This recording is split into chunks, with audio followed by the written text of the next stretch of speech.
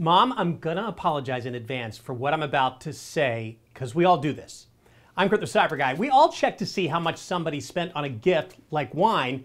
So here it is, the best way to determine the value of a bottle of wine you were gifted.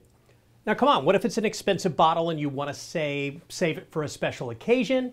Or it could be the perfect bottle you could regift. Well, it's impolite to ask. If you need to satisfy your curiosity like I do, there are multiple apps that let you use your phone's camera to scan the label on the bottle of wine you want more details about.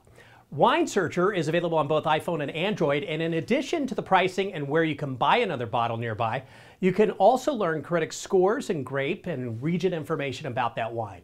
Vivino's another great one. It does the same, and it lets you track and organize the wines you scan and rate, creating a fun chart to showcase your wine experience. And check this one out. It's called Delectable. It's an app for both Android and iPhone where you can follow top sommeliers, winemakers, and other wine pros so you know you're buying and drinking the best of the best. So now you can double check how nice a bottle of wine is before that cork gets unscrewed for just any crowd. For more info on top-rated apps, head to cyberguy.com and be sure to sign up for my free newsletter.